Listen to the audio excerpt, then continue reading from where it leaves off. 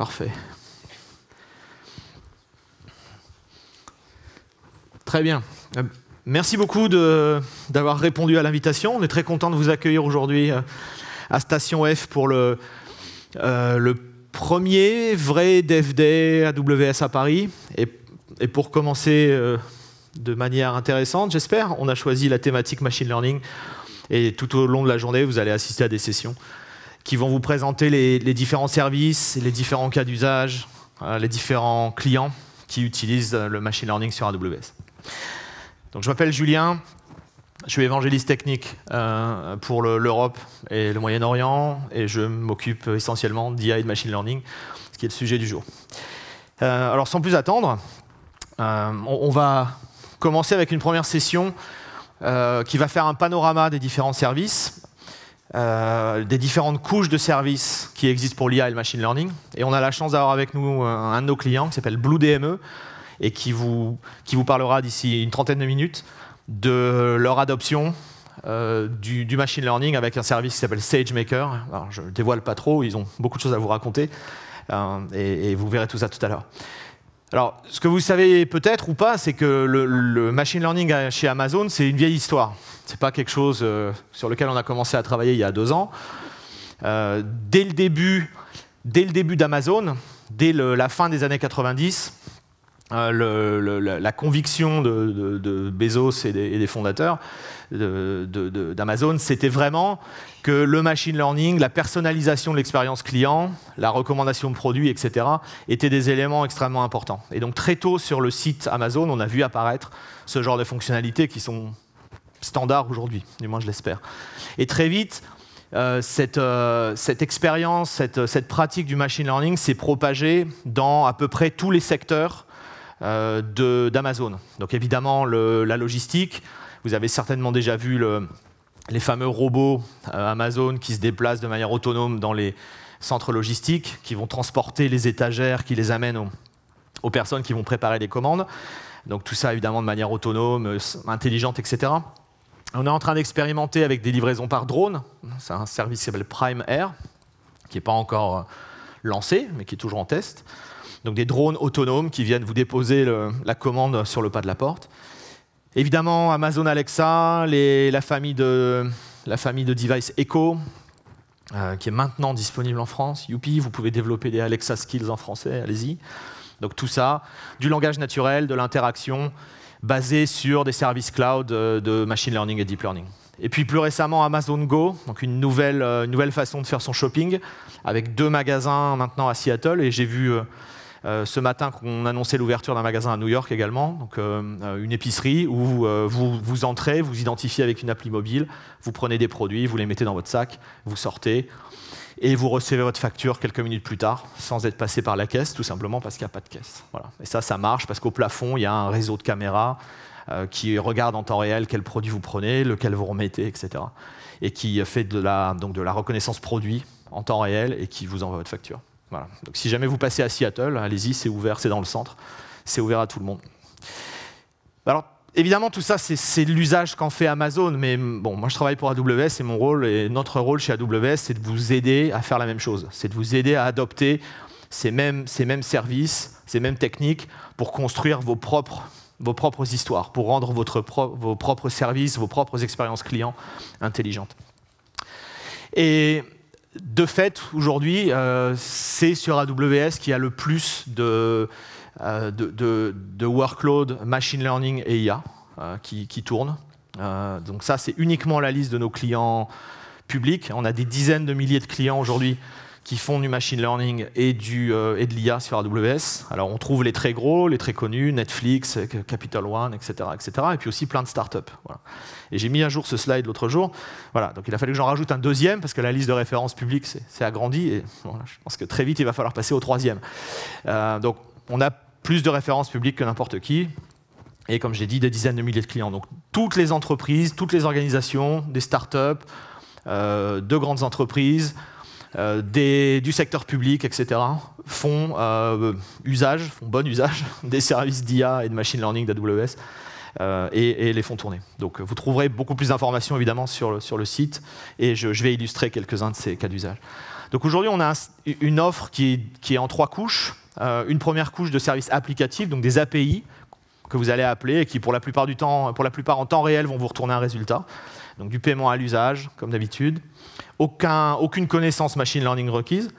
Des services plateformes, dont SageMaker, dont on parlera tout à l'heure, donc qui là vont vous permettre, sans avoir à gérer d'infrastructure, d'entraîner des modèles avec vos propres données, de coder vos algos ou de choisir des algos sur étagère et ensuite de déployer des modèles toujours sans gérer d'infrastructure. Et puis au niveau le plus bas, évidemment, vous pouvez toujours lancer des instances EC2, des instances GPU, CPU, installer TensorFlow ou PyTorch dessus. Et là aussi, on vous fournit un ensemble d'outils pour vous simplifier la vie. Alors, on va commencer par les services applicatifs. Donc, je vais passer assez rapidement parce que vous avez vu dans l'agenda, on a en fait les sessions suivantes vont rentrer très en détail sur ces différents services. Donc, on va faire un petit panorama et puis ensuite, mes collègues et néanmoins amis vous donneront tous les détails. Alors, le premier service dont je voulais parler, c'est Rekognition, qui est sorti à re:Invent en 2016, donc presque 2 ans maintenant, qui est un service d'analyse d'images, tout simplement. Donc, on a un jeu d'API qui vont nous permettre de faire un ensemble de choses. La première, c'est la détection d'objets, la détection de scènes. Donc on passe une image et en temps réel, on reçoit une liste de labels avec un score de confiance qui nous indique tout simplement ce qu'il y a dans cette image. Okay, et ça, c'est basé sur des modèles préentraînés. Donc tout ce que vous faites, c'est fournir votre image, la passer à cette API et récupérer le résultat. Okay, aucune complexité de machine learning. On peut faire de l'analyse faciale. Donc on peut détecter des visages dans des images. Donc bien évidemment, la position de l'image, ce qu'on appelle la bounding box, les coordonnées, et puis un ensemble d'attributs, donc le sexe, l'âge, la détection d'émotions, est-ce que cette personne a une moustache, une barbe, des lunettes, etc. etc. Et puis il y en a encore d'autres dans la liste. Okay, alors ici, il n'y a qu'une image, mais on peut détecter jusqu'à 100 visages dans la même image. Voilà un exemple. C'était un workshop que j'ai fait en Grèce il y a quelques mois maintenant. On a fait un selfie à la fin, et vous voyez qu'on détecte bien tout le monde. On a les bounding box, on a ce qu'on appelle les landmarks, donc les yeux, le nez, la bouche, etc. Et puis pour chaque personne, on a donc, comme je disais tout à l'heure, les attributs. Okay, et ça se fait en temps réel. Là, c'est un exemple dans la console AWS, mais bien sûr, le but, c'est de le faire avec des API. On peut aussi faire de la comparaison de visage. Donc on peut comparer 2 images, ou on peut comparer une image à une collection d'images. Okay, et donc ici, vous avez compris le principe. On va prendre un visage dans la première image et puis on va essayer de le trouver dans la deuxième image. Okay, avec un score de confiance, ce qu'on appelle la similarité, qui va nous indiquer à quel point on est près ou pas, de l'image, du visage cible. Alors, on peut faire plein de choses tout à fait intelligentes avec ça. On a un client qui s'appelle Aela Credit, qui est on va dire une fintech africaine qui se sert de Rekognition dans son appli mobile pour identifier ses clients. Parce que dans les marchés émergents, il n'y a pas une agence bancaire à chaque coin de rue. Et si vous avez besoin d'un microcrédit, d'un prêt, etc., vous n'avez pas d'interlocuteur. Donc s'il faut voyager 500 km pour aller à la banque, enfin oui, c'est assez compliqué. Donc l'idée, c'est, une fois que les clients se sont enregistrés, ils ont fourni leur passeport, etc., et donc ils sont connus de la banque, et bien ensuite, en utilisant juste une reconnaissance faciale dans l'appli mobile, eh bien, ils peuvent dire c'est bien moi, voilà, c'est bien moi, et j'ai besoin d'un prêt de $100, $500, etc. Et l'authentification est suffisamment fiable et suffisamment forte pour que ça autorise des décisions de crédit en temps réel. Voilà, un usage de Rekognition. On a un autre exemple, alors un peu plus triste, mais quand même très utile, c'est un client qui s'appelle Marinus Analytics, et qui construit une suite logicielle qui est utilisée par les forces de l'ordre pour trouver des personnes disparues, et en particulier des enfants disparus. Donc ils ont indexé, ils ont créé une collection de visages avec toutes les personnes manquantes, tous les enfants en particulier qui ont disparu. Et ensuite, ils ont un ensemble de crawlers qui vont se promener sur Internet et les pires endroits d'Internet pour essayer d'aller identifier ces personnes. Et pour la petite histoire, lorsqu'ils ont mis cet outil en production l'année dernière, je crois que le deuxième jour, ils ont commencé à identifier des enfants et donc ils ont pu envoyer les informations aux forces de l'ordre pour qu'ils soient secourus. Donc voilà des cas d'usage différents où on voit que la reconnaissance faciale est suffisamment précise pour prendre des décisions aussi importantes que les 2 exemples que je viens de vous donner. On peut aussi faire de la modération de contenu. Alors l'idée, c'est de vous donner le contenu, alors soit suggestif, soit explicite, qui peut être présent dans cette image, et de vous laisser décider. Donc nous, on vous dit, il y a un score, voilà, là, on dit, il y a à 83%, on voit une dame en maillot de bain. Bon, si vous êtes un site qui vend des maillots de bain, c'est sûrement ce que vous voulez. Si vous êtes un site de mode, ça va. Si vous êtes un site familial, peut-être que vous décidez que non, c'est pas tout à fait ce que vous vouliez afficher. Bon, et puis dans certains pays, dans certains contextes, dans certaines cultures, c'est une image qui est pas acceptable. Donc l'idée, c'est de vous dire ce qu'il y a dedans et de manière fiable et de vous laisser décider si vous acceptez d'afficher ce contenu ou pas. On peut faire de la reconnaissance de célébrités. Voilà, mon ami Demis Roussos. Ah, ça, c'est le test des moins de 25 ans. Ça. Voilà. Il y a la moitié de la salle qui sait qui. Non, c'était mon slide pour la Grèce. Voilà, c'était pour leur faire plaisir aussi. Là, ça leur a plu. Eux, ils savaient tous. Bon, donc on a construit une collection de célébrités, donc alors des chanteurs, des sportifs, des acteurs, des hommes politiques, des hommes d'affaires, etc., etc. Et donc on fait de la détection de visage, on vous dit de qui il s'agit, et dans la réponse qu'on vous renvoie, une fois de plus, et tout ça, ce sont des appels d'API. Donc vous récupérez un document de JSON qui vous dit c'est Demis Roussos à 99%, c'est vrai que là on ne peut pas se tromper, il suffisait de regarder la chemise. Et on va vous retourner également une URL qui peut être une URL Wikipédia ou une URL IMDB, avec ce qui vous permet d'avoir plus de contexte sur la personne qu'on a détectée. Avec Rekognition, on peut aussi faire de la détection de texte dans les images. Donc ici, par exemple, on lit la plaque d'immatriculation, et là on voit la réponse concrète, le JSON qui est retourné par l'API.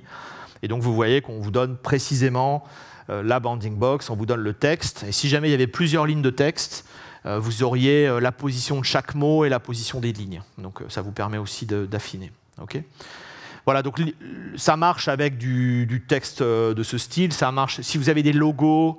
À partir du moment où les polices de caractères ne sont pas trop, on va dire, exotiques, compliquées, ça marche plutôt bien. Bon, et sur du texte, moi je l'ai testé même avec du texte manuscrit, écrit en majuscule, c'était pas trop mal. C'était pas trop mal. Donc testez-le, ça marche plutôt bien. On a étendu à l'année dernière à reInvent Rekognition avec la vidéo. Donc en gros, vous allez retrouver tout ce que vous savez faire avec Rekognition. Simplement, le fait d'avoir cette fois un flux vidéo et donc plusieurs images va vous permettre de faire de la détection d'activité. Donc, est-ce que cette personne joue de la guitare, se brosse les dents, etc. Et on va pouvoir évidemment faire du tracking, on va pouvoir suivre une personne qui se déplace dans une vidéo. Et donc ça marche avec des fichiers vidéo archivés. Donc si vous avez des archives vidéo dans S3, vous pouvez les utiliser. Et si vous avez des flux, donc si ça vient d'une caméra à votre porte, une webcam, etc., vous pouvez aussi le gérer. On a un service qui s'appelle Kinesis Video Streams. Donc Kinesis, c'est notre service de messaging ultra scalable, et il a été adapté pour fonctionner très facilement avec Rekognition. Donc en gros, vous poussez votre flux vidéo dans Kinesis, il arrive dans Rekognition Video, et vous faites de l'identification ou de la reconnaissance de visage en temps réel sur le flux. Okay, c'est assez simple à mettre en œuvre. Ça a été utilisé par Sky News pour le mariage royal. Si jamais vous avez regardé Sky News en live ce jour-là, eh bien vous auriez vu Rekognition Video en action pour faire l'identification des célébrités qui rentraient dans l'église. Voilà. Donc je pense que tout le monde reconnaîtrait Elton John ou David Beckham. Voilà, le nom de la famille royale du Lesotho, là bravo, là vous avez gagné un t-shirt si vous pouvez me les citer. Donc on peut reconnaître comme ça beaucoup de gens. On a un autre service qui s'appelle Poly, qui est un service de text-to-speech qui a été lancé à reInvent. Donc c'est tout simple. Alors j'espère que j'ai du son, s'il vous plaît, en régie. Je m'appelle Léa. Je suis la nouvelle voix française de Poly. Voilà, donc tout simplement, vous prenez une chaîne de caractères, et merci à la régie, vous prenez une chaîne de caractères, vous choisissez une voix. Aujourd'hui, on a plus d'une cinquantaine de voix différentes dans... alors ça, j'ai perdu le compte des langages, mais je crois que c'est au moins 25 maintenant. Et en temps réel, vous récupérez une chaîne de caractères. Okay, et donc voilà Léa. Alors si vous avez un écho à la maison, ça doit vous dire quelque chose. Léa, Alexa, c'est presque les mêmes lettres. Bon, je pense que c'est la même chose. Salut, je m'appelle Léa. Je suis la nouvelle voix française de Poly. Ouais, on aurait pu l'appeler Alexa. Le but, c'est pas juste de faire, de la synthèse vocale. C'est évidemment que la synthèse vocale soit de bonne qualité et qu'elle soit aussi convaincante et humaine que possible. Et on peut utiliser un langage de markup qui s'appelle SSML. Donc voilà un petit exemple, on va l'écouter. The price of this book is 45 euros. Où on peut modifier donc l'intonation, la vitesse, etc. Du langage, tout simplement pour le rendre plus réel et encore plus convaincant. The price of this book. Salut. Voilà. Et un autre exemple de SSML qu'on a rajouté il y a quelques mois, c'est un effet de respiration, où en ajoutant simplement un tag SSML qui est celui-là, auto breath, Poly va automatiquement ajouter des pauses de respiration dans le texte. Alors allons-y. Salut, je m'appelle Léa. Poly est un service qui transforme le texte en paroles réalistes, vous permettant de créer des applications qui parlent et de bâtir une toute nouvelle gamme de produits dotés de paroles. Alors, on a entendu les pauses, que j'ai pas du tout géré à la main, et on entend. Alors, sur l'audio, c'est toujours un petit peu plus difficile, mais on entend vraiment la pause de respiration. Et tout ça de manière complètement automatique. Donc ça vous permet là aussi de rajouter des effets. Vous pouvez également les contrôler. Il y a d'autres exemples où on peut simuler par exemple l'essoufflement. Et c'est assez efficace, c'est assez spectaculaire. Donc voilà, le but du SSML, c'est ça. C'est vraiment de customiser la façon dont le texte est prononcé. Salut, On avait compris, merci. On a beaucoup de clients qui utilisent Poly. C'est un service qui est hyper populaire, tout simplement parce qu'il est tout simple, il est vraiment peu cher à utiliser, et bâtir ce truc-là soi-même, c'est hyper compliqué. Bâtir du text-to-speech aussi efficace que ça dans toutes les langues, c'est très compliqué. Et un exemple de client qui l'utilise, c'est Duolingo, que vous connaissez sûrement, c'est une appli pour apprendre les langues. Et si vous l'avez déjà testé ou si vous l'utilisez, vous savez que très vite, en fait, au bout de 5 minutes, vous parlez vous-même et surtout vous entendez des petits clips audio dans la langue que vous essayez d'apprendre. Et sans surprise, Duolingo s'est rendu compte que la qualité de l'apprentissage, donc la vitesse à laquelle les étudiants progressaient, était très très liée à la qualité de la voix qu'ils entendaient. Et c'est logique. Enfin, moi, je me rappelle des profs d'anglais que j'avais au collège. C'est pas eux qui m'ont appris l'anglais, heureusement. Donc quand vous entendez quelqu'un qui a un mauvais accent, ça vous aide pas à apprendre le langage, pour dire les choses simplement. Et donc ils ont fait des A/B tests entre Poly et 6 autres fournisseurs de voix, et ils ont mesuré, le critère de succès c'était la progression des étudiants. Et ils se sont rendus compte que dans les 6 cas, c'était avec Poly que les étudiants progressaient le plus. Et donc maintenant ils utilisent Poly pour toutes les langues qui sont supportées. Et donc si vous utilisez Duolingo aujourd'hui, c'est Poly que vous entendez probablement. Autre service qui a été lancé en preview à re:Invent et qui est maintenant disponible depuis quelques mois, un service qui s'appelle Translate, sans surprise, qui est un service de traduction en temps réel. Aujourd'hui, voilà les langues qu'on supporte. Donc on peut traduire de l'anglais vers ces, je crois qu'il y en a 12, si j'ai bien compté, de l'anglais vers ces 12 langues, ou de ces 12 langues vers l'anglais. Okay, et on va rajouter prochainement danois, hollandais, finlandais, hébreu, polonais et suédois. Donc à chaque fois on les rajoute par 6, je ne sais pas pourquoi, donc il doit y avoir une raison.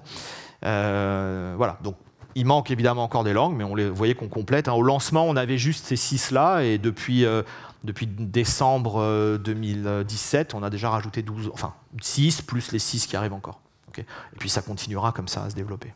Donc c'est un service tout simple, vous passez un peu comme Poly, vous passez une chaîne de caractères, vous choisissez il va détecter automatiquement la langue source, et vous lui dites dans quelle langue vous voulez traduire, et puis il va traduire. Okay. Alors on a un client qui s'appelle MemSource, qui fait des outils de traduction cloud. Donc ça va bien au-delà de la traduction elle-même. Vous voyez, ils ont des outils comme ça, des espèces d'éditeurs web à l'intérieur desquels vous affichez vos pages, et puis automatiquement vous faites vos traductions. Donc il y a un côté workflow, un côté design qui va bien au-delà de la traduction du texte pur. Et donc ils ont connecté Translate à cet outil, et donc lorsque vous chargez une page, par exemple ici une page en anglais, eh bien, au fur et à mesure que vous sélectionnez vos blocs, Translate en temps réel va être appelé, va faire les traductions et va traduire la page. Okay. Voilà un exemple, on en a beaucoup d'autres. Là aussi, c'est un service évidemment qui répond aux besoins d'énormément d'entreprises. Donc c'est un service qui marche bien. Encore un autre service qui s'appelle Transcribe, qui est on va dire le petit frère de Polly. Donc Polly, c'était du text-to-speech. Transcribe, c'est du speech-to-text. Okay, donc c'est le contraire. On va prendre un clip audio et on va le retransformer en une chaîne de caractères. Donc aujourd'hui, on supporte l'anglais et l'espagnol. On aura d'autres langages au fur et à mesure.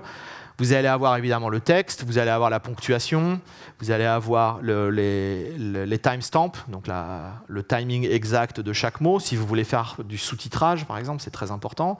On supporte la qualité, la qualité, on va dire IFI, bien sûr, et on supporte la qualité téléphonique.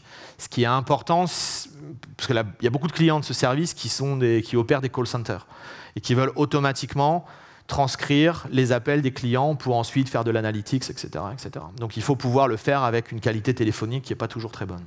Et puis on va reconnaître les différents speakers, alors pas les personnes évidemment, mais on va vous dire speaker 1, speaker 2, speaker 3, speaker 1, etc. Et enfin, vous avez la possibilité de charger du vocabulaire custom. Donc si vous êtes dans le domaine médical et que c'est une conversation médicale, évidemment il y a un jargon médical qui est compliqué, et donc vous pouvez donner à Transcribe une liste de mots en disant voilà, tu risques d'entendre ça dans la conversation, et ça va lui permettre d'avoir une reconnaissance un peu plus fine. On a un client qui s'appelle RingDNA qui utilise ce service. RingDNA, c'est une plateforme de collaboration pour les équipes de vente. Donc évidemment, elles peuvent collaborer en interne, organiser des réunions, faire des calls en interne, etc., ou faire des calls avec des clients. Et la fonctionnalité ici qui est intéressante, c'est que tous les calls, tous les conf calls, toutes les discussions voix qui ont lieu sur cette plateforme sont automatiquement retranscrites avec Transcribe. Voilà, ce qui veut dire que vous passez plus jamais une minute de votre vie à prendre des notes en réunion, et surtout vous n'oubliez rien. Donc si vous parlez à un client, vous vous concentrez sur le besoin du client, et l'écoute du client, et pas sur la prise de notes. Et à la fin de la réunion, vous avez le compte rendu, vous pouvez l'envoyer à votre client et avancer plus vite et ne rien oublier. Voilà. Donc des cas d'usage qui sont tout simples, mais une fois de plus qui sont sans doute très difficiles à faire soi-même. Le dernier service de haut niveau dont je voulais parler, c'est Comprehend. Alors, Comprehend est un peu différent. Comprehend, c'est un service qui va faire du traitement de langage naturel. Il fonctionne de deux façons. La première, c'est on lui passe un document. Donc ça peut être un document Word, ce que vous voulez, enfin du texte, ou ça peut être un tweet, ou ça peut être quelque chose de très court, un post Facebook. Et puis avec différents appels d'API, vous pouvez faire de l'extraction d'entités, donc de qui ça parle, de quoi ça parle, de quel lieu ça parle, les phrases clés, donc quelles sont les parties importantes du texte. La détection de langage, on détecte 100 langages de manière fine, et une analyse de sentiments. Okay, donc positif, négatif, neutre. D'accord. Clearview Social utilise Comprehend. Clearview Social, c'est un outil qui est destiné pour les entreprises et qui permet aux salariés de ces entreprises de poster sur les réseaux sociaux. Okay, donc de promouvoir les produits, les services de l'entreprise, etc., etc. Et évidemment, le but du jeu, c'est que ces messages soient le plus impactants et efficaces possible. Et donc en utilisant Comprehend, Clearview Social va extraire automatiquement des posts les mots-clés importants, les entités importantes, et c'est avec ça que les messages vont être tagués. Et donc du coup, a priori, on fait les bons choix, et ça permet même de comparer, de mesurer le ROI de ces posts-là et de comparer le coût équivalent qu'il y aurait eu sur Google AdWords, par exemple. De dire, voilà, si on avait dû acheter ces mots-clés-là, combien ça nous aurait coûté. Donc ça leur permet de mesurer finalement le ROI des posts de leurs employés. Voilà, c'est un cas intéressant. La deuxième façon d'utiliser Comprehend, c'est ce qu'on appelle le topic modeling. Ça, c'est un petit peu différent. Donc là, cette fois, on va travailler sur une collection de documents. Donc imaginez, vous avez 1 million de documents. Le Washington Post utilise ça, par exemple. Vous avez 1 million de documents et vous voulez les grouper en, allez, on va dire, combien on a là ? 8. Allez, en 8 topics, en 8 sujets. Okay, mais vous ne connaissez pas les sujets. Vous n'allez pas lire 1 million de documents en disant bon, les 8 sujets dominants, c'est ça. Et c'est ça que va faire Comprehend. Automatiquement, Comprehend va analyser ce million de documents et va vous construire donc 8 topics. Un topic, c'est une liste de mots interconnectés, on va dire. Donc par exemple, s'il y a beaucoup de documents financiers dans votre base, vous risquez d'avoir un topic dans lequel vous allez avoir, je ne sais pas, revenue, earnings, CFO, Wall Street, etc. Un ensemble de mots qui reviennent souvent et qui ont un poids important pour décider de quoi parle ce document. S'il y a un topic, si vous avez beaucoup de documents sur le machine learning, eh bien, vous risquez d'avoir des mots comme prediction, model, TensorFlow, je ne sais pas quoi, AWS, j'espère aussi.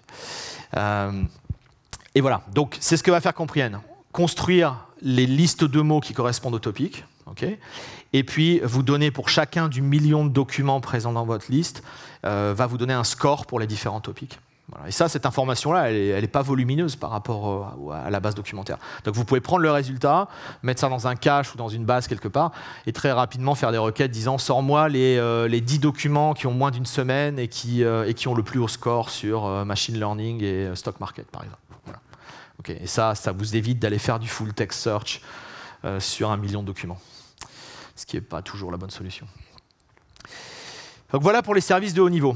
Donc vous voyez, une belle petite famille.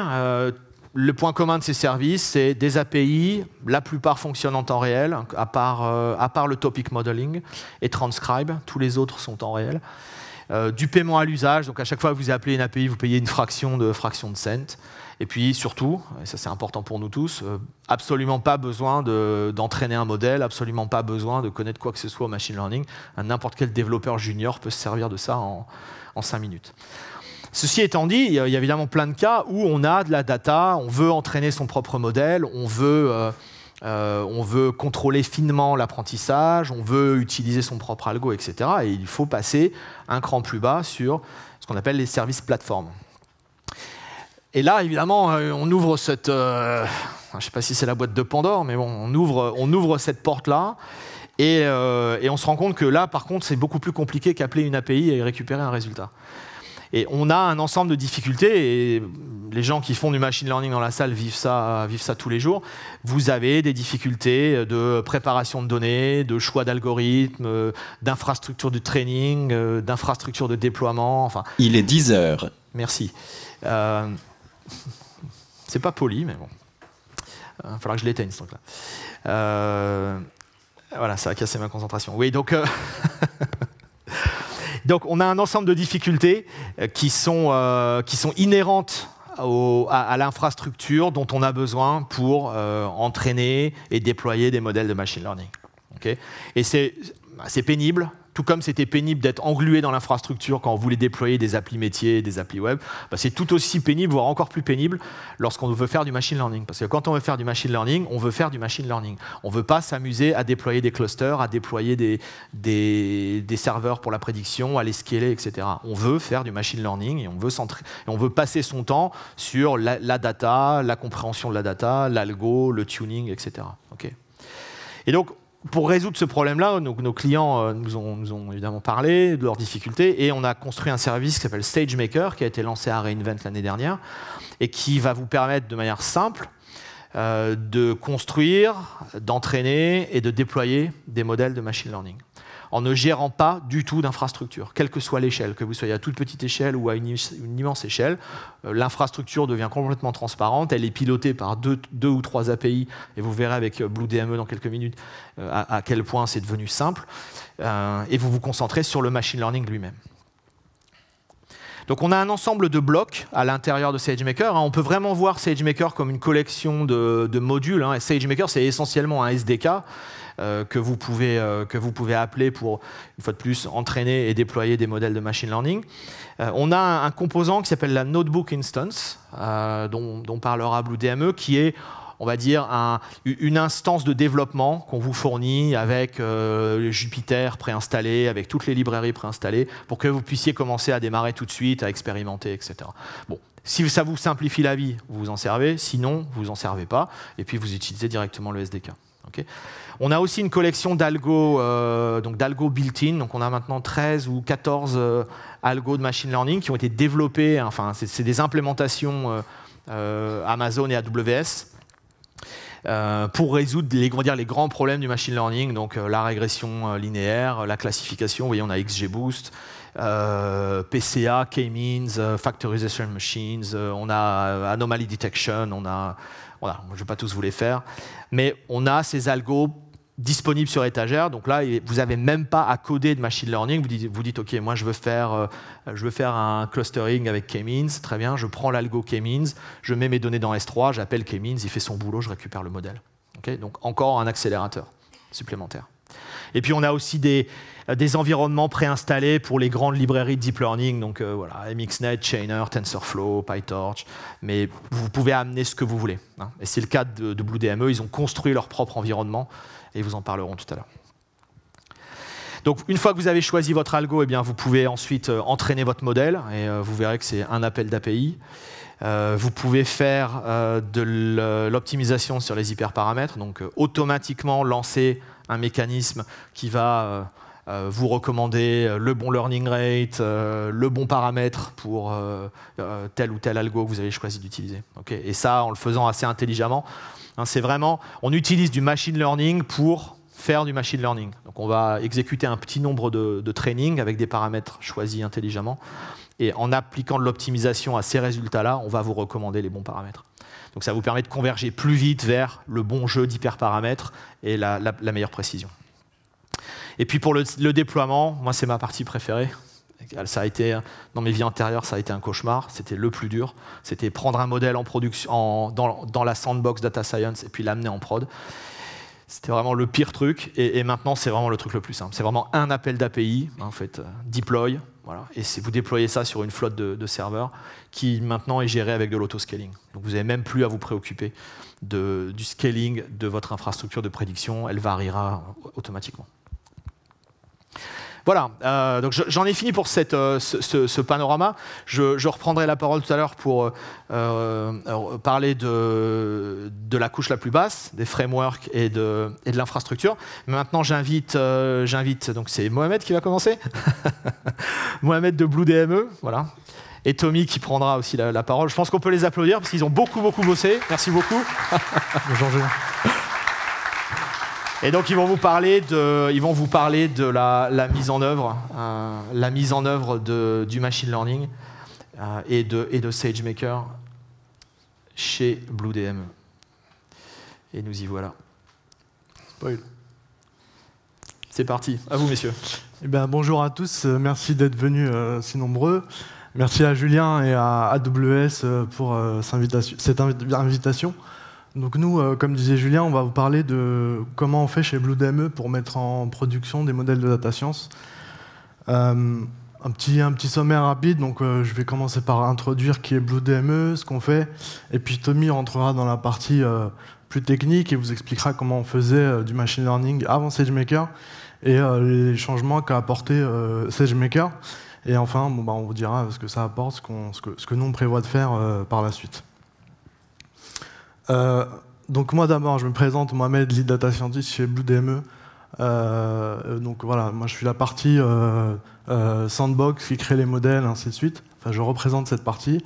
Et Tommy représente la partie data engineering, déploiement des modèles en production, etc. Un petit historique rapide sur BlueDME. En fait, on est une startup créée en 2015. À partir dès 2016, en fait, on a fait nos classes dans l'automobile avec notre premier client.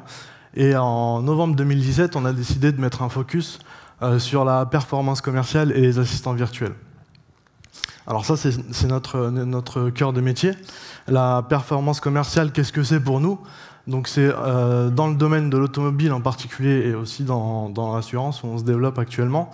C'est mettre à disposition, c'est une approche humaine basée sur le big data et l'intelligence artificielle. Pour nous, c'est mettre à disposition du commercial des insights, des infos pertinentes sur un comportement client pour que lui puisse avoir une action efficace et rapide. Donc ce qu'on appelle, nous, des next best action.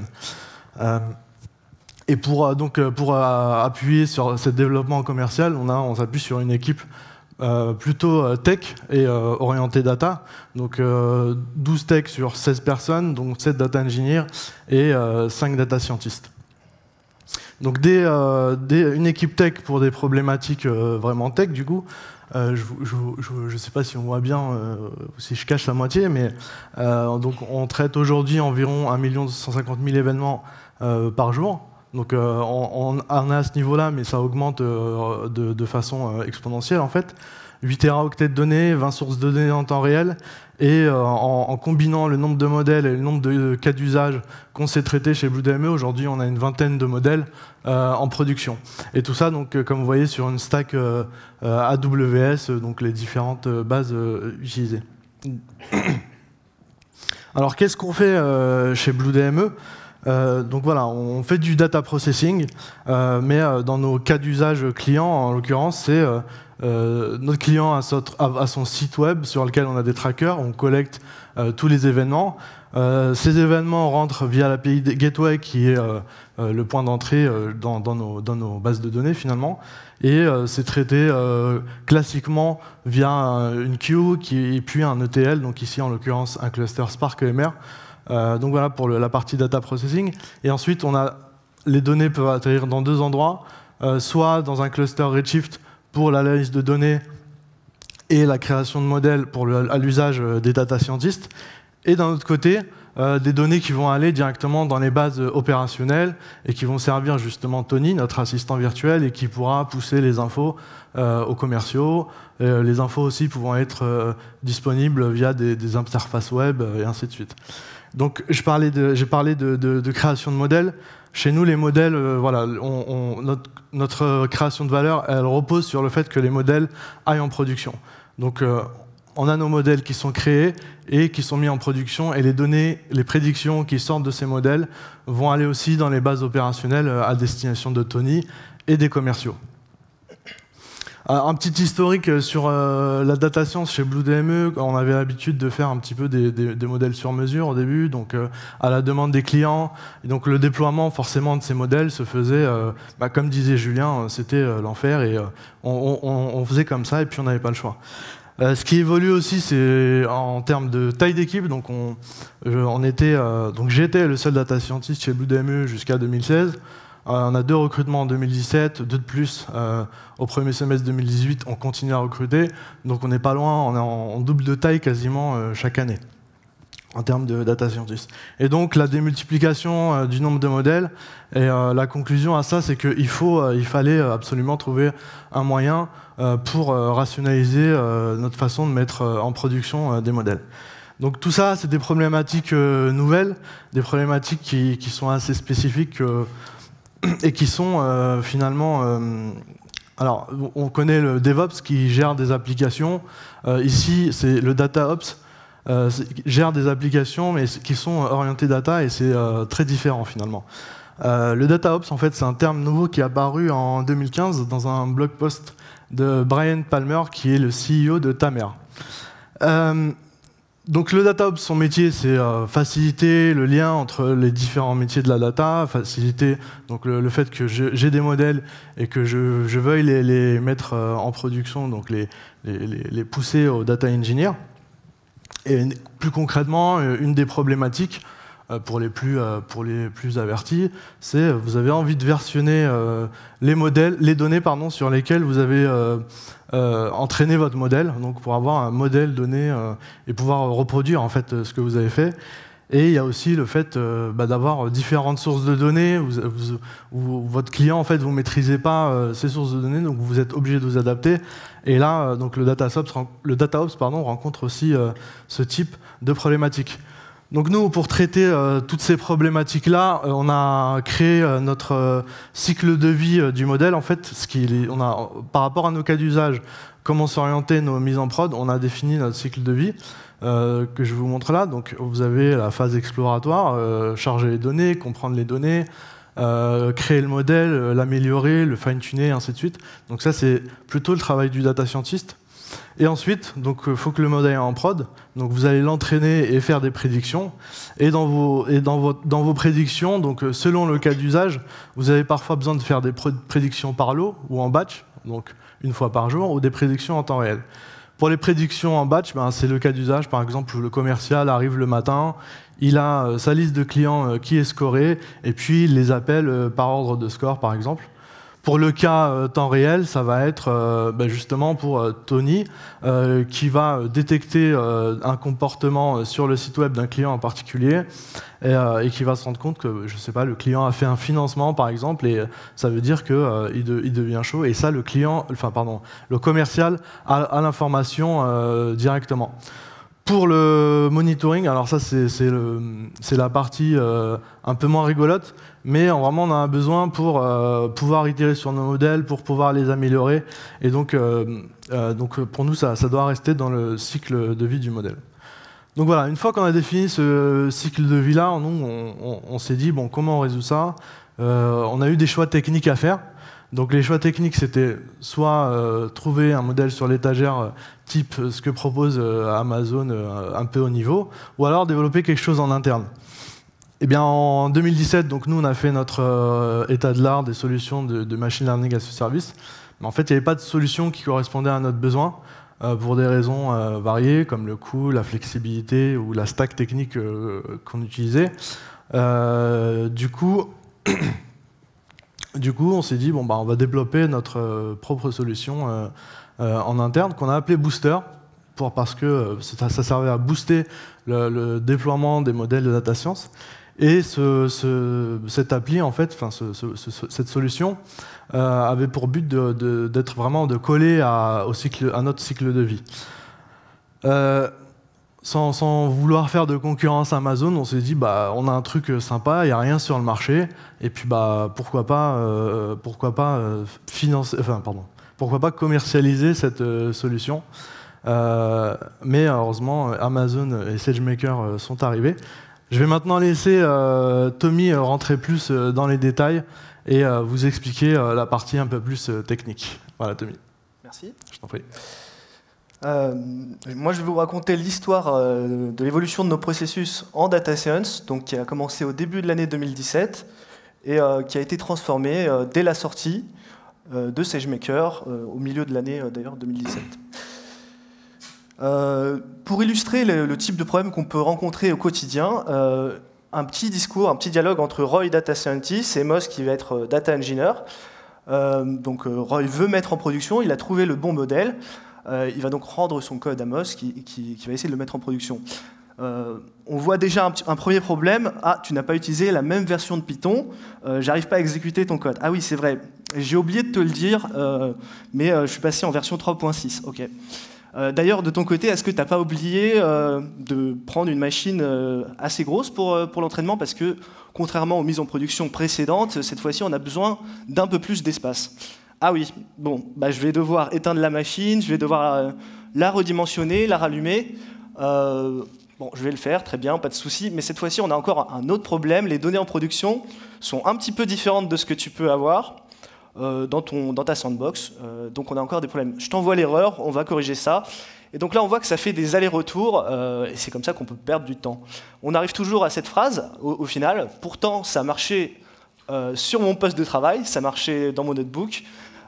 Et quand on a prononcé ce genre de phrase, c'est qu'on n'a pas suffisamment réfléchi au processus de déploiement.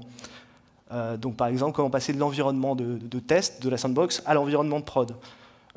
Cette réflexion, elle doit être à deux niveaux, aussi bien sur la communication entre les différents services, les différentes équipes, qu'au niveau de l'infrastructure elle-même sur laquelle on va déployer notre code. Cette réflexion doit être menée donc, sur chacune des étapes du cycle de vie que Mohamed vient de vous présenter. Le but, ça va être de faciliter chacune des étapes individuellement et de faciliter la transition entre les étapes. Donc typiquement, pour la première phase, la phase exploratoire qui va se passer dans le notebook. Donc, il faut donc une machine sur laquelle ce notebook est hébergé et aussi prendre en compte qu'on va devoir faire sortir le code pour mettre ça sur des machines de production. Alors, cette machine, nous, en interne, on l'appelle Data Lab. Ça va être l'endroit où, justement, on va charger les données, on va faire des expérimentations. C'est plus une partie qui s'adresse aux data scientists. Donc, quelles sont les caractéristiques, quelles sont les fonctionnalités qu'on souhaiterait sur cette machine?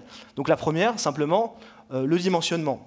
Il doit être dynamique, puisque le data scientist ne sait pas par avance quelle va être la taille des données qu'il aura à charger. Il voudra donc pouvoir lui-même, éventuellement, contrôler ce paramètre-là. Un besoin de sécurité, évidemment, puisque des données clients transitent sur ce serveur, sur cette machine. On ne veut pas laisser l'accès à n'importe qui. Un besoin de sauvegarde automatique des notebooks, qui représentent en fait des journées de travail du data scientist, et puis même les meilleurs peuvent avoir une machine qui tombe, ça et là. Donc avoir ce mécanisme en place est très important. Des connecteurs de données, pour deux raisons, des besoins de sécurité, et d'autre part parce qu'on voudrait uniformiser, par exemple, la manière dont les data scientists vont se connecter aux bases de données SQL. S'ils utilisent tous la même librairie, on va gagner du temps lors de la mise en production.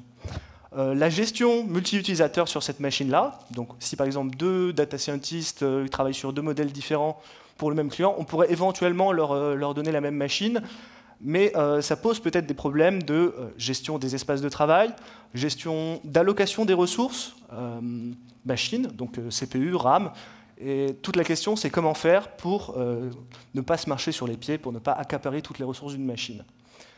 Et enfin, un modèle n'est pas simplement un modèle du code, c'est aussi un ensemble de dépendances, un ensemble de librairies avec leurs versions associées.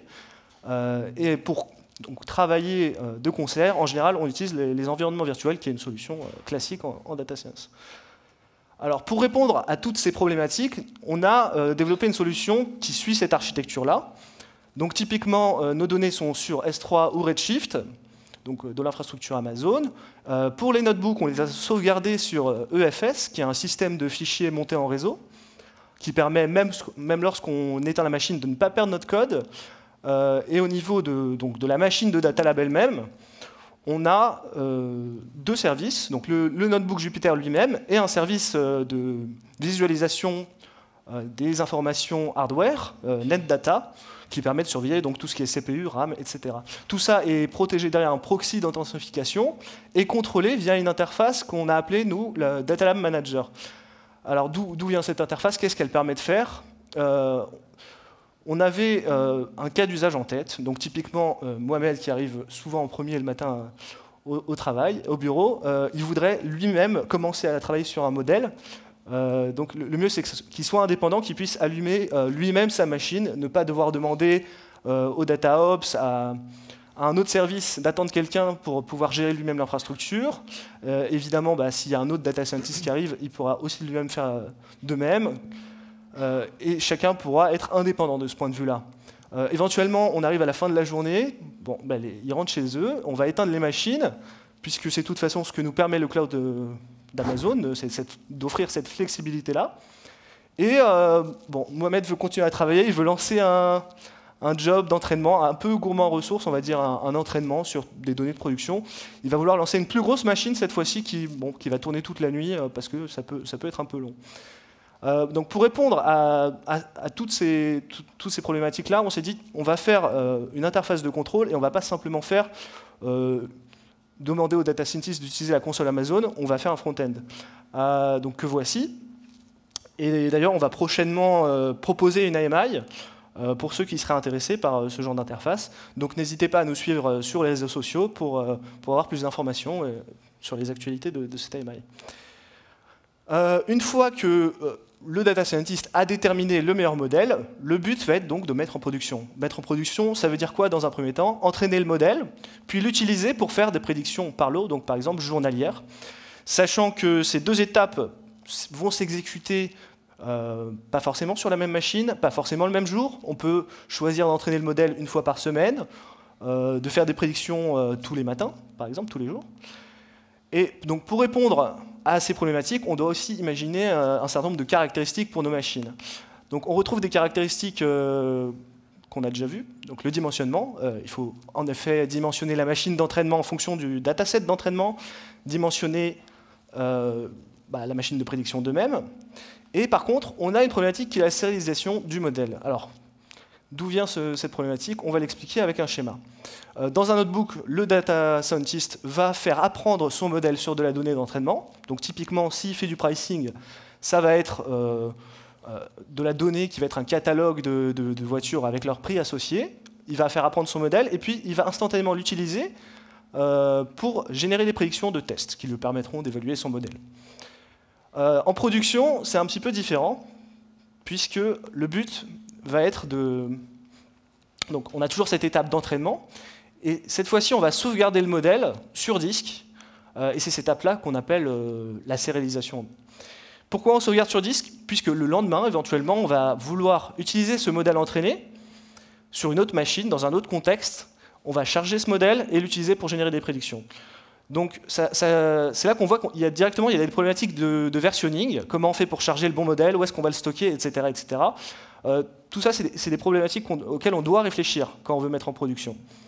Une autre problématique, c'est la planification. Donc en effet, il faut lancer ces jobs-là à une certaine date qui est prédéterminée par la nature des prédictions qu'on cherche à servir. Bon, il existe plusieurs solutions. Apache Airflow, qui permet d'écrire des pipelines d'exécution et qui est donc adapté au paradigme de data science, ou alors de simplement utiliser les commandes cron, les tâches cron.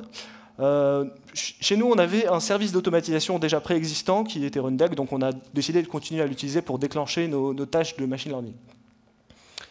Et enfin, la containerisation, qui permet donc de reproduire les environnements virtuels qui étaient utilisés par nos data scientists en phase exploratoire. Donc notre solution doit avoir tous ces éléments-là. Et pour y répondre, on a donc une architecture qui peut ressembler à ça. Un scheduler qui va déclencher les jobs, et il va déclencher soit une tâche d'entraînement, soit une tâche de prédiction. Et au final, on va déposer nos prédictions dans la base de données opérationnelle, et les commerciaux pourront avoir, par exemple, le prix d'une voiture conseillée par notre algo. Cela dit, certains types de modèles de data science ne sont pas adaptés à des prédictions journalières. Ce n'est pas suffisant. Typiquement, si on a un visiteur web, on voudrait pouvoir déterminer instantanément, lui attribuer un score et savoir s'il faut l'appeler, en fonction des clics, en fonction des événements qu'il va produire sur ce site web. Donc là, on doit prédire en temps réel. Prédire en temps réel, ça veut dire quoi? Ça veut dire une machine qui va être une application web, qui doit aussi être dimensionnée, sécurisée, encore une fois, qui doit reproduire l'environnement du data scientist, le conteneur. Et cette fois-ci, on doit se préoccuper de l'architecture applicative, donc aussi bien au niveau du framework que de l'infrastructure qu'on doit gérer nous-mêmes. Et enfin, il faut avoir en tête que lorsqu'on déploie une application web, on va avoir un certain nombre de données qui vont arriver, qu'on ne maîtrisera pas, qui peuvent être des données partielles, mais le but, ça va être de servir une prédiction. Donc la gestion de ces cas d'exception est très importante, puisque on va devoir éviter les erreurs, éviter les interruptions de service, et il faut avoir toujours ça en tête quand on veut mettre en production un modèle qui était au départ prédiction par lot, on veut le mettre en prédiction temps réel, il faut avoir ça en tête aussi. Donc voilà, il faut avoir un certain nombre de problématiques, de fonctionnalités quand on veut mettre en production de la data science, puisque la vie d'un modèle de data science ne commence pas et ne s'arrête pas dans un notebook Jupyter. On a mis en place une série de solutions, et en 2018, donc le produit SageMaker était sorti quelques mois auparavant, on a décidé d'adopter, de commencer à voir si on pouvait utiliser ce produit-là pour accélérer encore plus notre mise en production et changer nos usages. On va voir comment. Changer nos usages, et évidemment sur chacune de ces étapes-là qu'on vient de voir. Sachant que SageMaker avait donc une idée aussi du cycle de vie en data science. Donc par exemple, Julien vous parlait des notebook instances, c'est ce que nous on appelait des data labs, et donc on va voir un peu ce qu'il en est. Il est à noter que nous on a plutôt regardé la partie modèle sur mesure plutôt que modèle sur catalogue, et on va voir comment l'utiliser. Alors pour les notebook instances, un certain nombre de fonctionnalités qu'on avait prévu d'avoir, qu'on a sur notre data lab sont présentes, et un certain nombre de fonctionnalités ne sont pas là, donc la sauvegarde des notebooks automatique, les connexions aux données, les connecteurs de données, la gestion multi-utilisateur, tout ça n'est pas par défaut présent sur les notebook instances. Donc voilà, globalement ce qui nous a plu, ce qui nous a moins plu. Et je voudrais mettre l'accent sur deux points qui me paraissent importants. C'est l'extensibilité de ce système via les configurations du cycle de vie. Typiquement, ce sont des scripts qui vont s'exécuter au démarrage de la machine, qui permettent donc éventuellement de rajouter des features, même si elles ne sont pas présentes par défaut, on peut les rajouter. Cela dit, on ne voulait pas perdre trop de temps à recoder des choses, des éléments qu'on avait déjà, donc on a décidé de continuer à utiliser notre solution de Data Lab. Et puis c'est aussi un avantage, c'est de pouvoir choisir sur SageMaker quand est-ce qu'on rentre, quand est-ce qu'on sort. On peut par exemple ne pas utiliser cette première étape du cycle de vie, on peut ne pas utiliser les notebooks instances et utiliser le framework, le SDK SageMaker pour les étapes suivantes, l'entraînement, la prédiction. Donc du coup, les étapes suivantes, toutes ces problématiques-là sont gérables via SageMaker. Donc on peut dimensionner les machines, on peut déployer des conteneurs, tout ça est présent. Au niveau de la sérialisation, elle est simplifiée, puisque les modèles sérialisés vont être déposés de manière quasi automatique sur S3. La planification, elle, n'est pas intégrée, mais il existe des services Amazon, comme les Lambda, qui permettent de gérer ça, par ailleurs. Et la connexion aux données, elle, ne peut s'effectuer que sur des données S3, déposées sur S3. Du coup, qu'est-ce que ça implique? Ça a des avantages, des inconvénients. Bon, on va commencer par les inconvénients. Si vos données sont sur une base de données SQL, il va falloir les exporter de manière régulière. Va falloir faire un script qui permet de faire ça. Cela dit, ça nous oblige à suivre une bonne pratique qui va être de versionner nos données sources et nos schémas. Ça permet de reproduire les entraînements, ça permet d'expliquer les modèles entraînés. Donc ça a ses avantages et ses inconvénients. Et évidemment, comme d'habitude, cette infrastructure est managée par Amazon, donc on ne peut pas se connecter en SSH dessus. Le schéma d'architecture globale, qui ressemble à ce qu'on a déjà pu voir sur notre solution sur mesure. Donc là, je parlais du planificateur, du scheduler, on peut utiliser le service Lambda. Il va déclencher un job d'entraînement qui va prendre les données sources, s'entraîner, déposer un modèle sérialisé sur S3. Le service de prédiction par lot, que SageMaker appelle Batch Transform Job, est sorti cet été, il y a moins de 2 mois.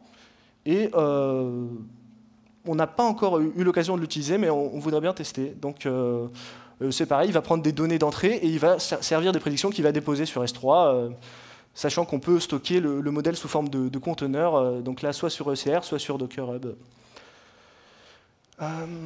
Alors au niveau des prédictions en temps réel, qui étaient elles, par contre, une fonctionnalité qui était intégrée dès le départ dans SageMaker, ça permet de déployer des applications web, donc avec toutes ces caractéristiques qui sont gérées.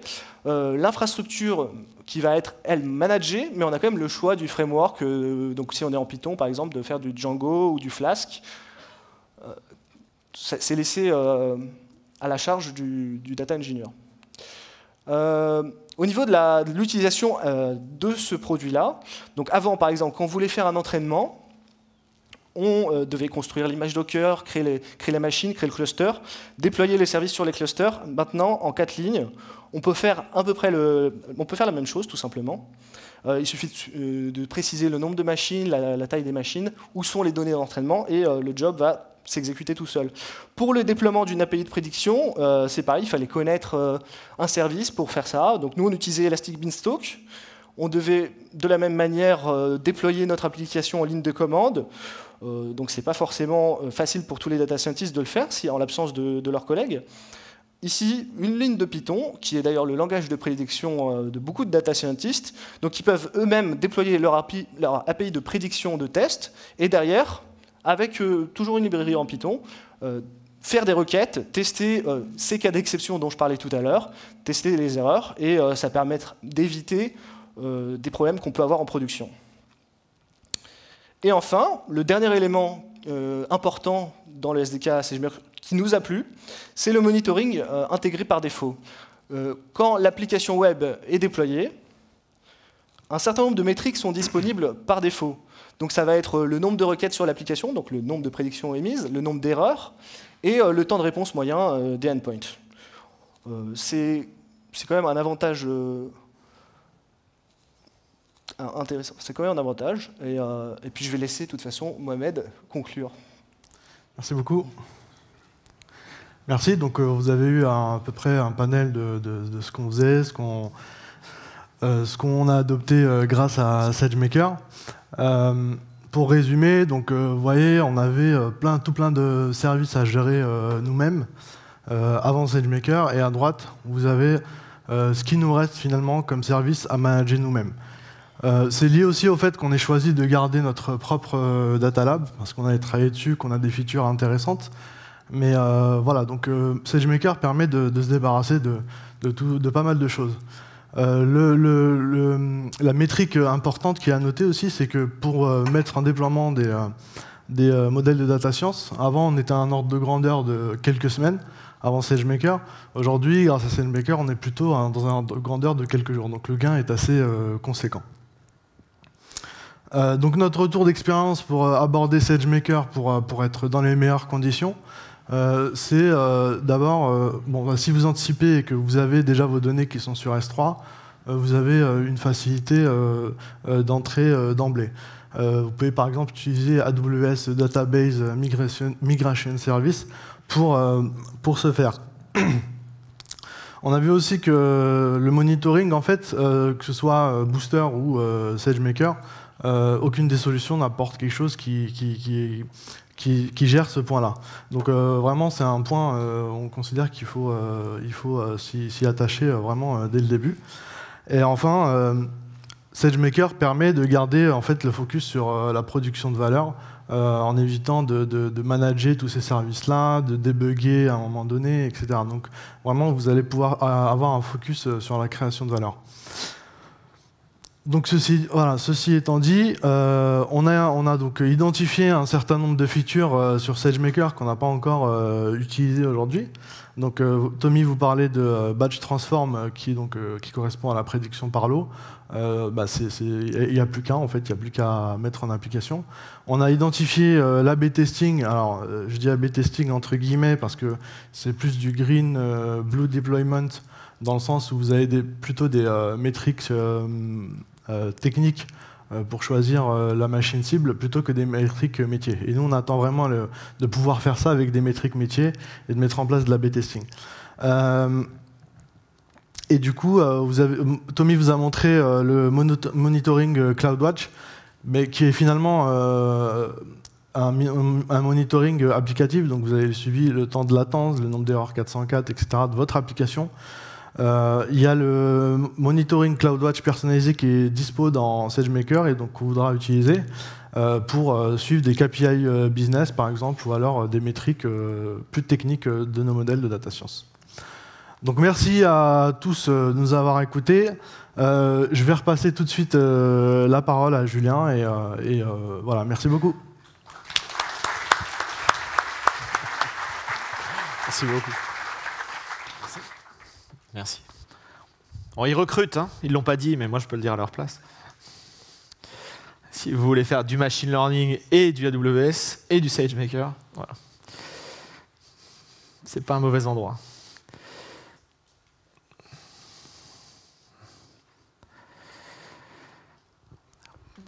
Hop. Alors, on a vraiment eu quand on a commencé à préparer cet événement, on a regardé plein de clients différents. Et la raison pour laquelle moi j'ai vraiment choisi BlueDME, c'est parce que évidemment leur cœur de métier c'est faire du machine learning pour créer de la valeur pour leurs clients, et c'est sur ça qu'ils veulent se concentrer. Donc ce que moi j'appelle vulgairement la plomberie, gérer des clusters, gérer du DevOps, se lever le week-end, la nuit pour scaler, pour réparer, passer ses journées effectivement à comprendre pourquoi le modèle se déploie pas en prod. Enfin voilà, c'est l'histoire de ma vie et j'annonce d'emblée que je vole le slide.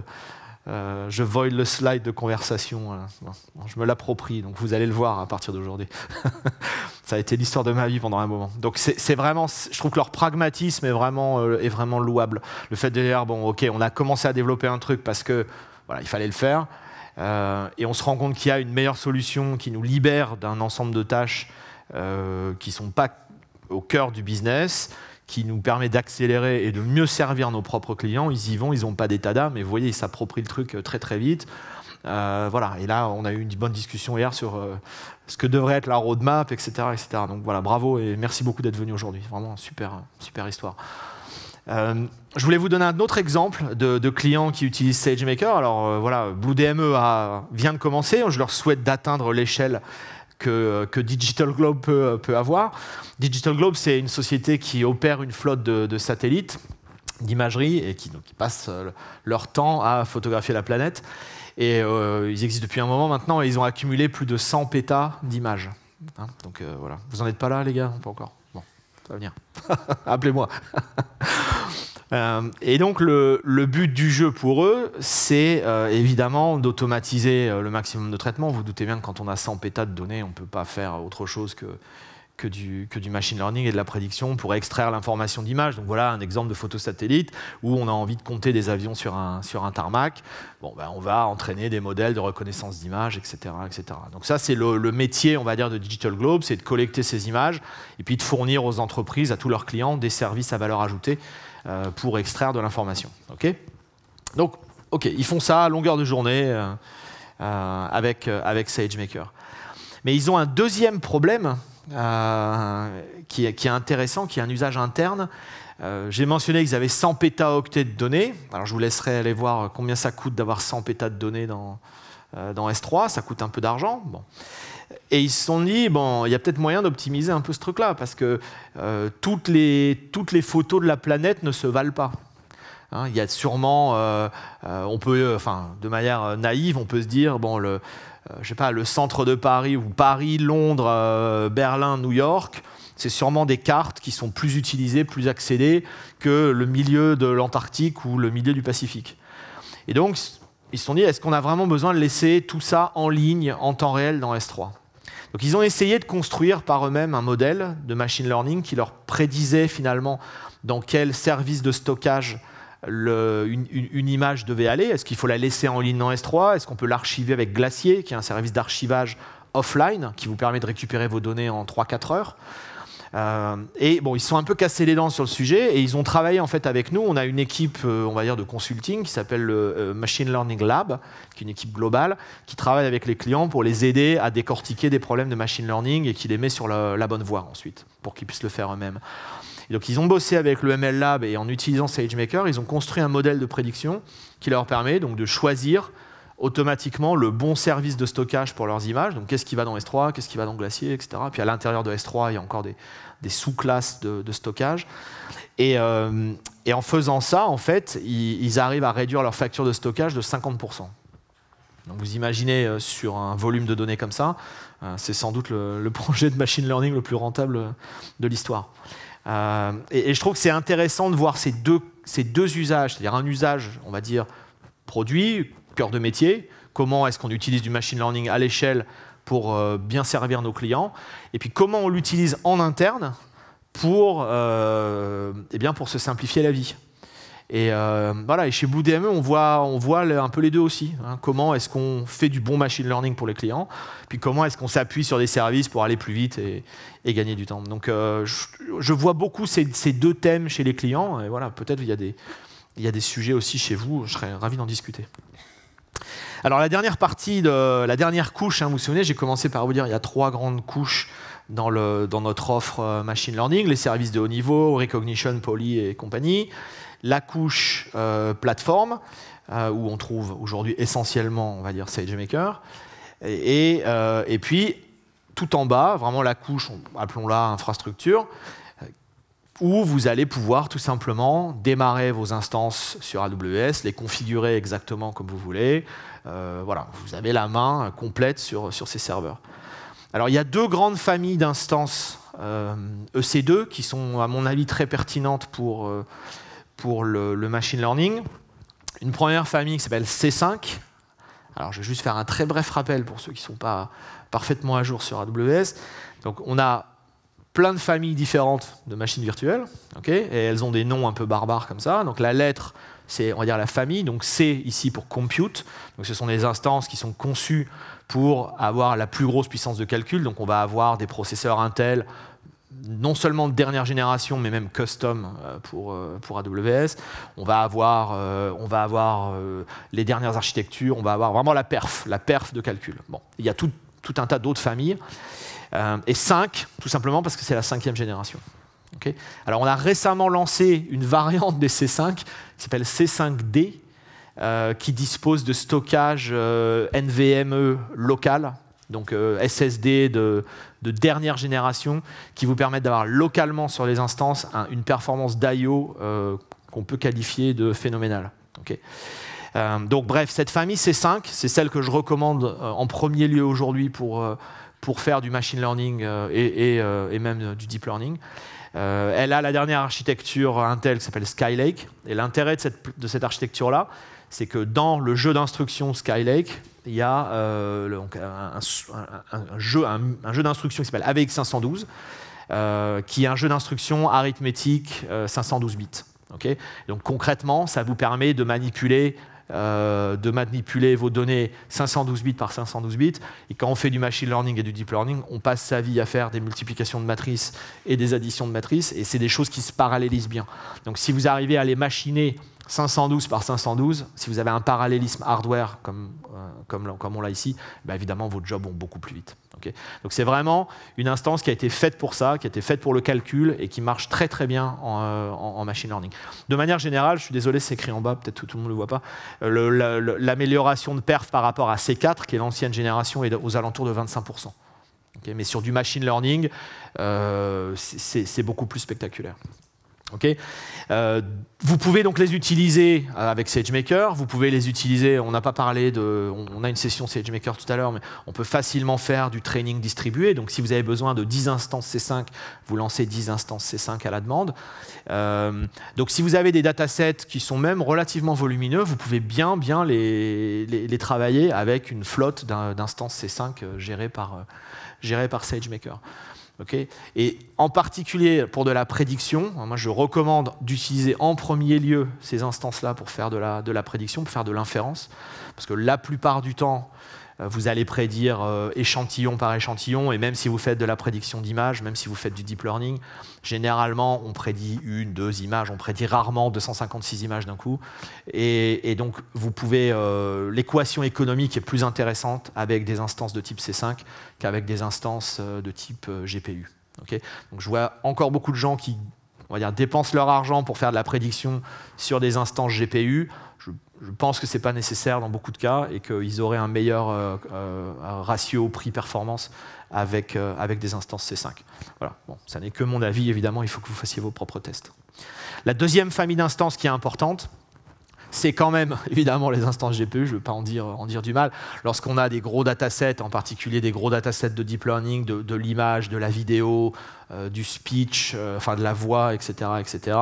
Bon, dès qu'on passe sur on va dire, du média, à grande échelle, en particulier pour le training, les instances GPU et donc cette famille P3 qui supporte le dernier GPU NVIDIA, le V100, qui est une machine de guerre, n'ont pas d'équivalent. Okay, donc vous irez pas plus vite qu'avec ça. Cette famille P3, elle existe en différentes tailles. Vous pouvez avoir de 1 à 8 GPU. Donc dans la même box, vous avez 8 GPU V100. Voilà, donc ça donne un pétaflop de performance. Quand j'étais jeune au siècle dernier, un pétaflop, c'était dans les classements des top 100 super ordinateurs, etc. Voilà. Là, maintenant, vous pouvez avoir ça à la demande sur AWS pour un prix, à mon avis, compétitif. Alors, une fois que vous avez choisi vos instances, bien sûr, vous pourriez démarrer Ubuntu ou Amazon Linux ou ce que vous voulez là-dessus et puis tout installer à la main, mais histoire, une fois de plus, de vous simplifier un peu l'existence, on a créé donc une AMI, une Amazon Machine Image, qui est on va dire le fichier binaire qui sert à créer la machine virtuelle. On a créé un ensemble d'AMI qu'on appelle les Deep Learning AMIs, qui sont préinstallés avec, alors je ne vais pas dire tous les outils dont vous avez besoin, mais certainement un très grand nombre d'outils dont vous avez besoin. Donc, vous allez trouver toutes les librairies de deep learning populaires, vous allez trouver des environnements Python à jour, vous avez Conda qui est installé pour gérer les différents environnements. Voilà, vous avez beaucoup de choses. Et on vient de rajouter ONNX qui est intéressant. ONNX, c'est une initiative d'interopérabilité pour les modèles de deep learning. Donc ça vous permet par exemple de prendre un modèle PyTorch entraîné, de le charger dans MXNet en l'état et de l'utiliser. Et réciproquement. Donc c'est de l'import-export de modèles automatiques entre les librairies de deep learning. Donc ça c'est pareil, c'est un gain de temps phénoménal, même si le modèle qui vous plaît bien n'a pas été entraîné avec votre librairie de prédilection. Voilà, donc il y a une famille d'AMI avec le code source, sans le code source, etc. Tout ça s'appelle Deep Learning AMI, vous le trouverez sur la marketplace AWS. Ces AMI sont gratuites, hein, vous ne payez que pour l'instance sous-jacente, donc je vous engage au moins à l'essayer. Tous les gens que j'ai rencontrés qui l'ont essayé m'ont dit que ça leur faisait gagner du temps. Voilà, donc sans doute ça vous en fera gagner aussi. Alors, un petit exemple de gain que vous pouvez avoir. Ça, c'est un exemple de training sur C5. Donc, c'est de l'entraînement de modèles de reconnaissance d'image. Donc, les plus spécialistes d'entre vous auront reconnu le nom des CNN en bas. Et donc, ce qu'on mesure là, c'est à quelle vitesse on entraîne un modèle de reconnaissance d'image sur une instance C5, okay, avec différentes architectures de réseau. Et on l'essaye dans 2 cas. Donc on l'essaye avec le binaire. Alors c'est un test qui date d'il y a quelques mois maintenant. Donc c'est TensorFlow 1.6, mais quelque chose me dit que ça serait pareil aujourd'hui. On entraîne avec le binaire standard TensorFlow. Hein, donc vous faites pip install TensorFlow et c'est ça que vous récupérez. Ou alors, donc ça c'est la barre bleue, et vous avez le nombre d'images par seconde. Ou alors, vous utilisez le binaire TensorFlow qui est sur la Deep Learning EMI, donc qui a été optimisé pour le hardware de la C5. En particulier, Intel fournit une librairie qui s'appelle MKL, que vous connaissez peut-être, ça veut dire Math Kernel Library. C'est un ensemble de primitives maths codées, hyper optimisées pour la micro-architecture Intel et Skylake en particulier. Bon, plus d'autres optimisations qui sont faites par nos équipes. On a des équipes de dev qui ne font que ça, qui ne font que de l'optime de perf des librairies de Deep Learning. Okay, donc vous prenez cette image qui est dans la Deep Learning EMI, bon, et en gros, à vue de nez, vous allez 5 à 6 fois plus vite. Okay. Donc ça veut dire qu'au lieu d'entraîner 6 heures, vous entraînez en 1 heure. Donc ça veut dire qu'en une journée, vous pouvez entraîner 4, 5, 6 fois et itérer beaucoup plus vite. Et évidemment, ces librairies-là sont aussi utilisées par SageMaker. Okay, donc il y a aussi une partie performance. C'est pas juste on vous préinstalle les outils pour vous simplifier la vie. Hein. C'est aussi on vous préinstalle les outils dans des configurations les plus optimisées possibles pour que vous alliez le plus vite possible dans vos process. Alors, bon, tout ça c'est bien et on s'est dit qu'est-ce qu'on peut... Le deep learning, tout ça, et le machine learning, ça excite les gens. Qu'est-ce qu'on peut faire pour les aider à apprendre encore plus vite ? Et donc, ce qu'on a fait l'année dernière à re:Invent, c'est qu'on a lancé un gadget pour les développeurs. C'est ma meilleure définition, qui s'appelle DeepLens. Donc, DeepLens, c'est une petite caméra qui va capturer évidemment un flux vidéo et qui contient une carte Intel avec donc un Intel Atom et puis un mini GPU mobile qui sont suffisamment puissants pour exécuter localement des modèles de deep learning. Okay, donc on est capable de faire la prédiction localement sur la caméra.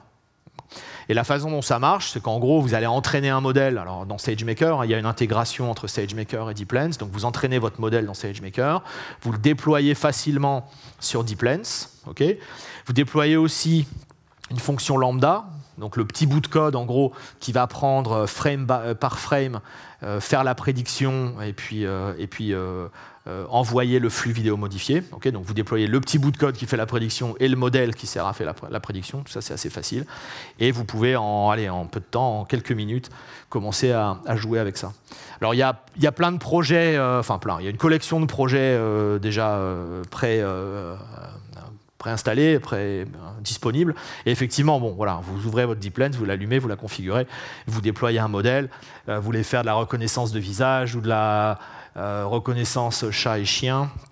Voilà, j'ai fait ça avec mon chat, je me suis fait griffer. Et pendant 10 minutes, ça disait que c'était un chien, donc il était vexé. Et voilà, ça m'a valu des problèmes.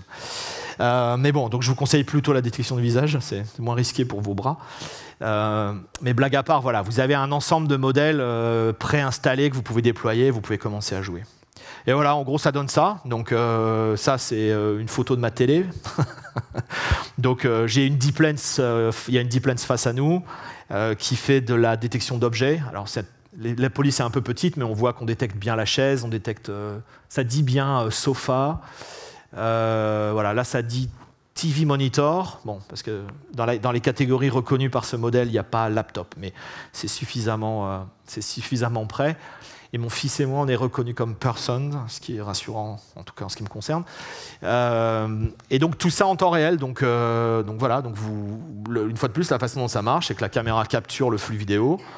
la lambda en boucle infinie prend une frame, utilise un modèle ici donc de détection d'objets, retourne la bounding box et la catégorie de chaque objet détecté, et puis je crois qu'elle prend OpenCV et puis qu'elle trace un petit rectangle autour de la zone concernée, et elle remet l'image dans le flux vidéo. Et donc vous pouvez visualiser sur votre télé ou ailleurs, vous pouvez visualiser le flux modifié. Okay, alors évidemment, la caméra est aussi connectée en Wi-Fi, donc si vous avez envie d'envoyer dans votre lambda, envoyer des messages IoT avec la liste des objets détectés, etc., vous pouvez aussi le faire. Mais la caméra est suffisamment puissante pour fonctionner vraiment en autonomie.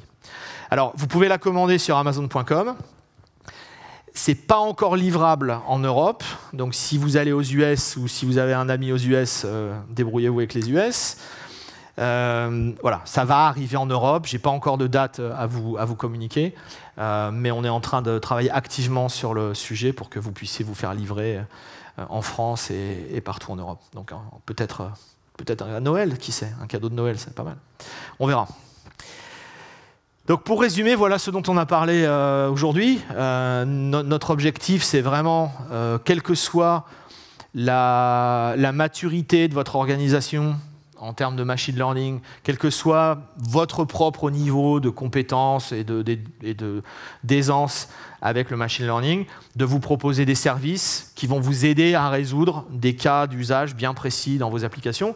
Donc les services applicatifs, pour tout ce qui est, on va dire, images, vidéos, voix, texte, etc. Si vous avez besoin de travailler avec vos propres données, comme on l'a vu avec BlueDME, ce que vous voulez faire, c'est vous concentrer sur le machine learning et pas sur la plomberie. Donc SageMaker est votre ami, et voilà, le service est à moins d'1 an, il a beaucoup de succès. Et je vous recommande de l'essayer si vous en avez marre de gérer des serveurs, ou si vous avez des problèmes de scaling ou des problèmes de multi-environnement, etc., etc. Bon. DeepLens, alors il faut bien le mettre quelque part, pourquoi pas dans les services plateformes. Donc DeepLens, qui est un outil vraiment d'éducation, de formation, si vous voulez un gadget concret pour faire du deep learning et du machine learning, voilà, DeepLens, c'est pas une mauvaise idée. Et puis bien sûr, au niveau le plus bas, je dirais le socle d'infrastructure scalable et sécurisé et hautement disponible d'AWS. Donc tout ce que vous savez sur Amazon EC2, Amazon S3, etc. est toujours là. C'est disponible pour construire vos applis de machine learning. Ma recommandation, c'est de travailler le plus souvent possible avec des instances C5. Quand c'est vraiment nécessaire, avec des instances P3, GPU. Et puis, je vous recommande aussi de jeter un œil à la Deep Learning MI si vous ne l'aviez pas regardée. Elle va vous faire gagner un temps précieux, et vous pourrez vous concentrer absolument sur ce qui compte, c'est-à-dire vos data, votre algo et vos paramètres. Voilà, j'en ai terminé pour cette première session. Si vous voulez plus d'informations sur tout ce dont j'ai parlé aujourd'hui, on a une URL facile à retenir qui s'appelle ml.aws, bien choisi.